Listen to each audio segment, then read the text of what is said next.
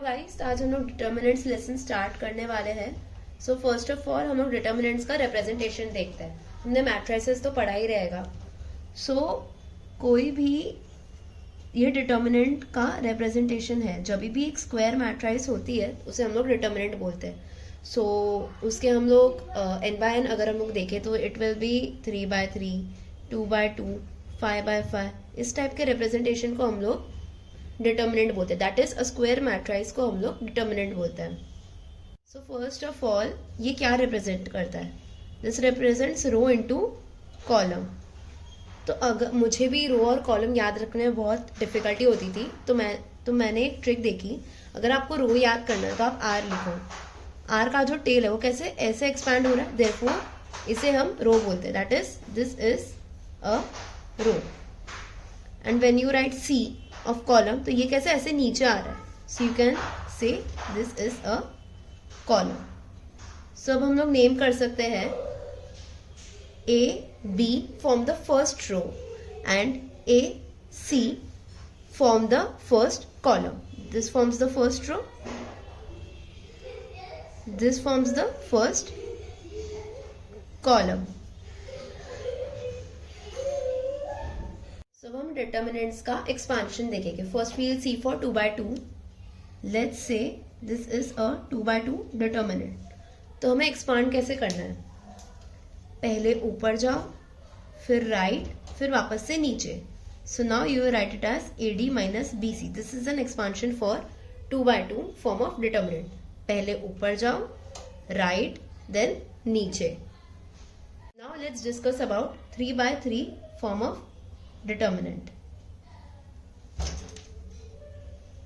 So first of all 3/3 determinant ऐसे दिखता है। A11, A12, A13, A21, A22, A23, A31, A32, A33। So आप सोच रहे होंगे कि what does this represent? So this represents first row to first column. So यहाँ का जो एलिमेंट होगा वो एलिमेंट होगा फर्स्ट रो के फर्स्ट कॉलम का। वैसे अगर मैं इसकी बात करूं so it will be of second row second column. This is just a form of general representation of a 3/3 determinant. So this is row 1, this is row 2, this is row 3। Similarly this is the first column, this is second, and this is third. Let's see about now expansion of a 3/3 determinant. हमने general representation देखा A11, A12, A13, A21, A22, A23, A31, A32, A33।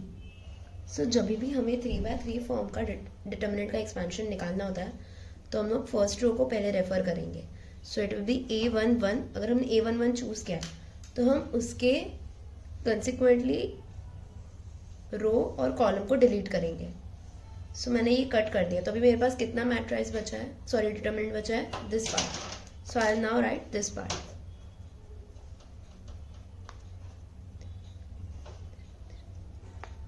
Similarly अगर मैंने A12 choose किया, conventionally ऐसे ही हमेशा लिया गया कि A12 जब भी हम लोग सेकेंड एलिमेंट लेते हैं हम उससे हमेशा नेगेटिव ही लेते हैं। सो it will B now A12। अब मैंने A12 के करस्पॉन्डिंग रो और कॉलम डिलीट किया। सो क्या बचा? A21, A23, A31, A33। So now this will be A21, A23, A31, A33 plus now I'll take the last element A13। अब मैंने इसके करस्पॉन्डिंग रो और कॉलम डिलीट किया। सो A21, A22, A31, A32 ये बचा।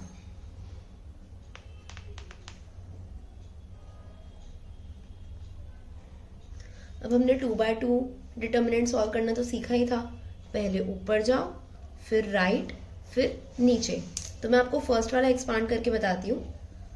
A11 into A33, A22 minus A23, A32।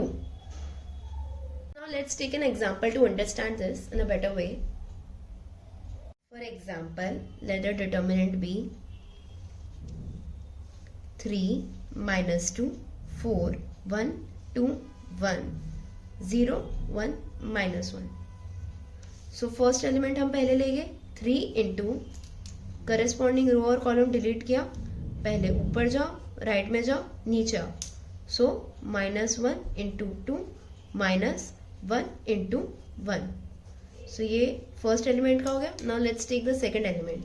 तो मैंने आपको बोला था कन्वेंशनली हम हमेशा जब सेकंड एलिमेंट लेंगे तब हम एक माइनस साइन पुट करेंगे. तो माइनस इंटू -2, इसके करस्पॉन्डिंग रो और कॉलम डिलीट किया, -1 into 1 -1 into 0. Let's write this, -1 into 1 -1 into 0.